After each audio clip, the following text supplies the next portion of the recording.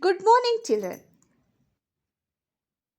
In our previous class, we studied about the important features of our Indian Constitution. Today, let us study about the fundamental rights and the duties. Fundamental rights and duties are the two sides of the same coin. Fundamental rights and duties are the two sides of the same coin. Fundamental rights are available for the citizen. Fundamental duties are applicable for citizen. As we enjoy fundamental rights, we have the responsibilities towards the country. That is our duties. As we are having the so many rights to do that, this, everything. Like that only, we are having some responsibilities towards our countries to secure our country. So now let us learn about the meaning of the fundamental rights. Fundamental rights are the basic rights given to an individual by the Constitution for his or her development. Fundamental rights are the basic rights, rights or authority given to the citizen. They are the basic rights given to an individual. Fundamental rights are the basic rights given to an individual. Individual means the each and every citizens of the Indian citizen. So it was given by the constitutions for the his or her development. For the development of the citizens, they have given the basic rights given by the constitutions. Fundamental rights are inspired by the Constitution of USA. Bill of Rights. In USA, for the fundamental rights, they call it as the Bill of Rights. Commonly, it is called as the Basic Rights. In our India, we call it as the Fundamental Rights.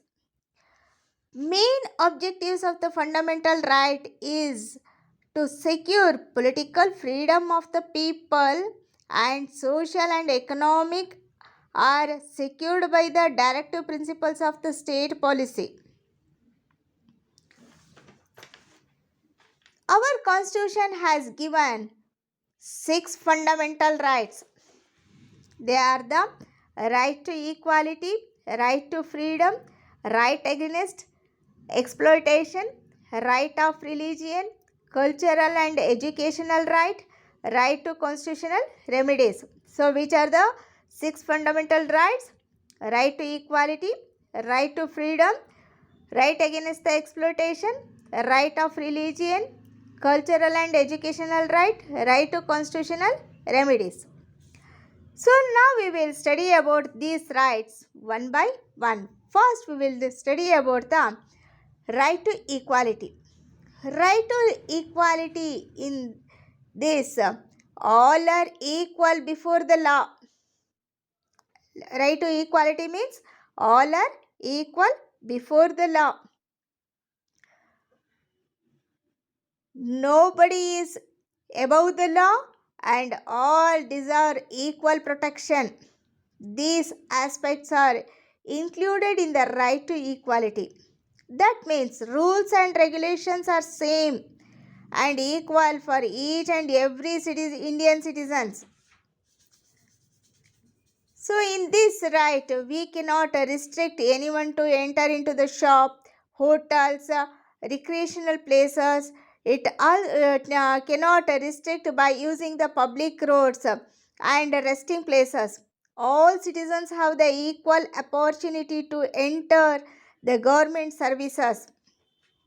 No one cannot say you should not go there, you should not come here, you should go this job only. Whichever the job you wishes, you can go. Whatever you are having the interest, that you can study. So no, it cannot forbid anyone to enter into the holy places and offer prayer. Being a Hindu, you can go for the Christian temple, church also. And being the Christian, they can come to the Hindu temple also. So no one will ask you. Everyone is having the right to enter into the any holy places. No restriction is there to you should go here, you should not go there. So everyone is having the equal right. Next is the right to freedom. Right to freedom. Each and every citizen is free to speak, express view as the free citizens of the country. No one will restrict you to you should not speak there, here. No one will restrict you to you should not speak to the President of India. If the President of India is coming in any public places, and if you want to talk him, you can. So today, media has become one of the important channel to express our freedom. So right to freedom, we can move from one place to the another place also. So anywhere we can move from one place to the another place. No one will restrict you. You should be in Davangere only. If you are not liking Davangere, you can go and stay anywhere, wherever you wish us. We have freedom to live in any part of the India. So if you lost the business in Karnataka, you may go and stay in other part of the India also, and you can start your business there also. We have freedom to talk in the public meeting, and we have right to establish association and institutions. We can gather or assemble. We can make any union or group. We can take up any employment or the business. No one will restrict you. You should go do this business only. If your father is a businessman, you can become you can go for the job also. Your father cannot restrict you. I am a businessman and you should follow me. So whatever you wishes, you can do that one. So right next is the right against the exploitations. So the objectives of this right to prevent exploitation means you may heard about the child labor. So you might have heard about the child labor, employing children in certain industries such as the beedi making, mining, cracker manufacture. This all has been banned. Why? Because once upon a time, so when the children were packing the crackers in one of the cracker factory, that whole thing was burnt, and so many children lost their life. Not only that, it is dangerous also. So the children are expected to get education till the age of the 14 years. They should not do any work. So before this, so many people were keeping their small children in their house to keep for the domestic works. By that they can pay the less wages. Wages means the salary. But the government caught such people and given the punishment for them and made the children to get the education. Now the government made the compulsorily the children should get the education till the age of the 14 years. They are expected to get the education till the age of the 14 years. No one should take the work from the children. So this right restricts exploitation in the name of the religion, caste, gender and sect. The state and the central government have enforced many laws.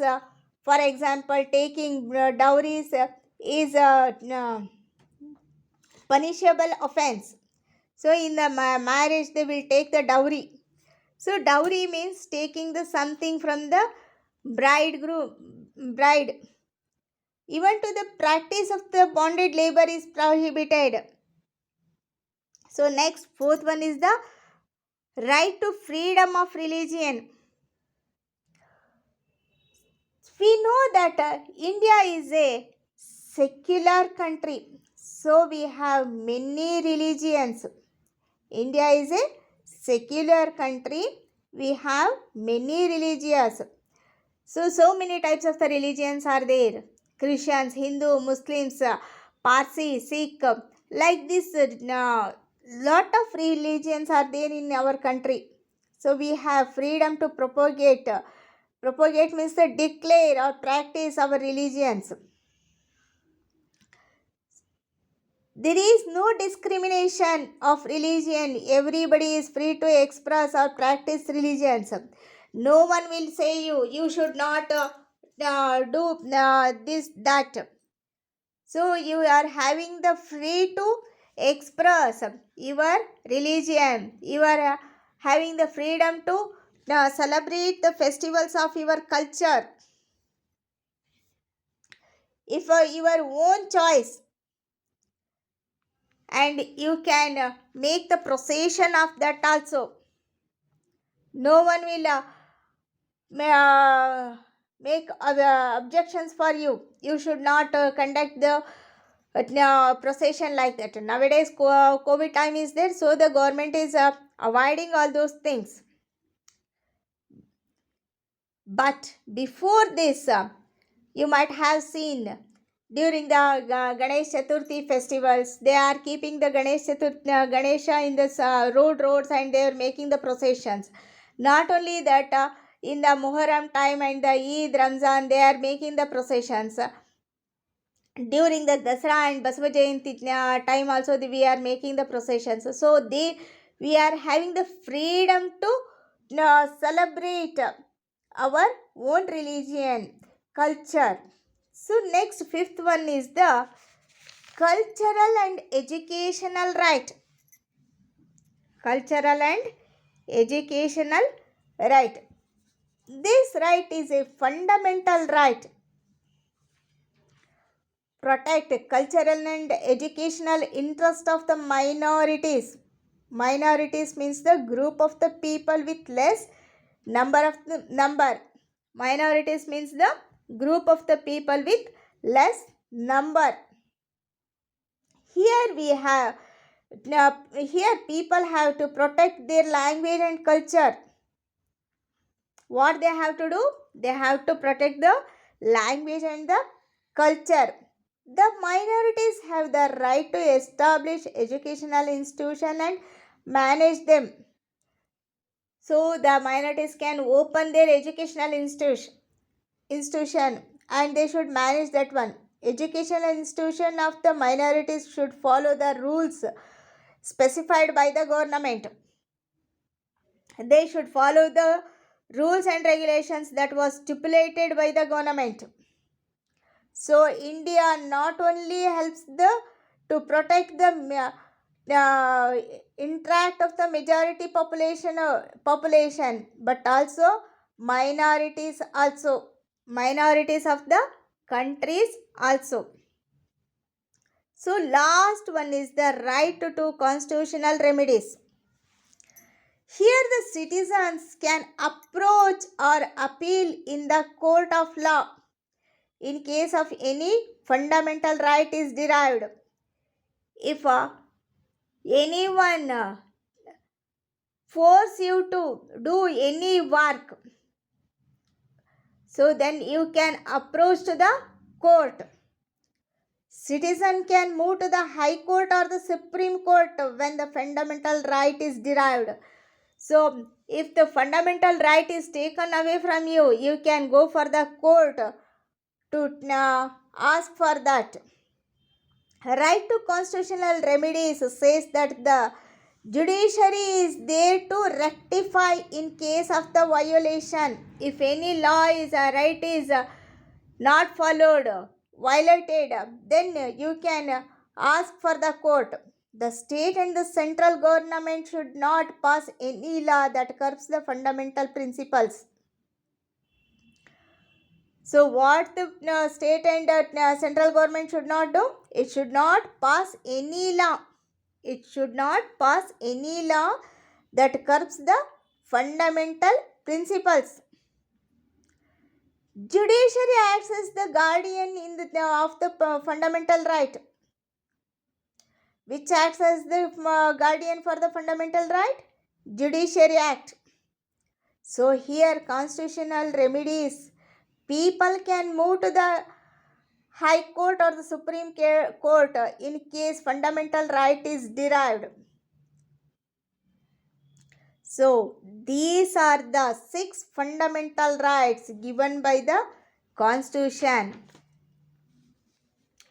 Now let us study about the fundamental duties. So now we will see about the responsibilities towards our country. So till we studied that which are the rights we got from the country.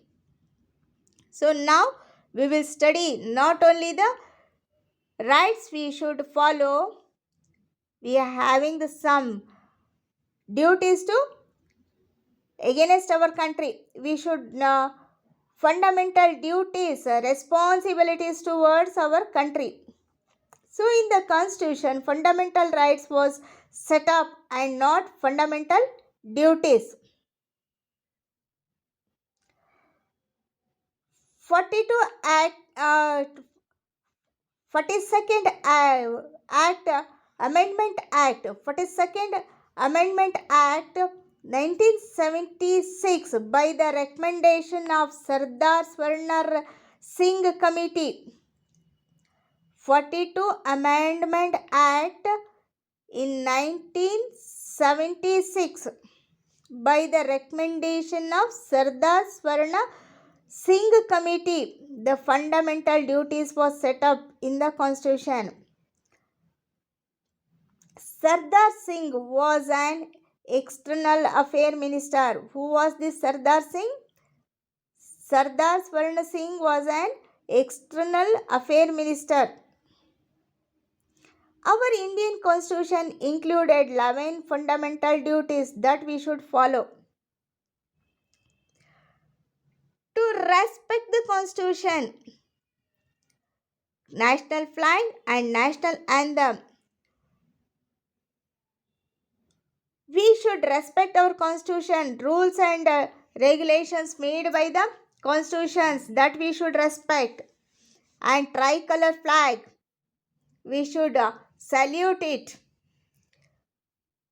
So in the national festival days, we should hoist it. And before the sunset, we should bring it down. And on the national mourning days, we should hoist it to the half. And whenever we sing the national anthem, we should respect it. Janagana Mana, we should respect it. Second point is to follow the noble ideas that inspired our struggle for freedom. For example, truth and non-violence. To protect the unity of India, so we should show that we are one. Being we are different, we had the diversity in our country, but we should stay together. Whenever there is any problem to our country, if we unitedly, we should fight against that problem. To defend the motherland, to protect the motherland. If we get the call from the nation, we should ready to protect our motherland. To promote the spirit of common brotherhood amongst all the people of India. So, we are all brothers and sisters. We are all one. We may be the anything, but being we should one. To preserve our rich heritage, we should preserve our heritage. Heritage means the tourist places. So, where UNESCO has preserved 6 heritage places, that we should preserve that one. We should not spoil. If any other people we see means we should say them not to spoil all those things. To protect and improve the natural environment. We should protect our environment. We should not cut the trees. We should grow it. If we find any person cutting the trees, we should inform it to the police. To develop the scientific temper and spirit of inquiry. To safeguard the public property and give up the violence.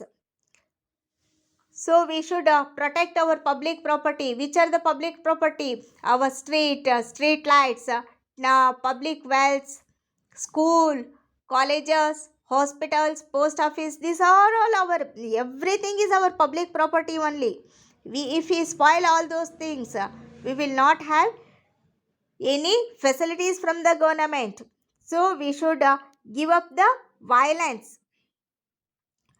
To strive towards the excellence in all spheres, individual and collective activities. And 11th one was the parents or the guardians should provide an opportunity for education to their children from the age of 6 to 14 years. So the parents and or the guardians, they should give the education for their children from the age of the 6 to 14 years. Each child should get the education.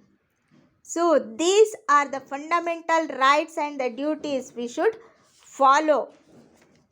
So in case the citizen does not discharge any of his fundamental duties, the government cannot question it in the court of law. Even then, all the citizens are expected to do their duties with self-motivation. So this is about the fundamental rights and the duties. Thank you, children.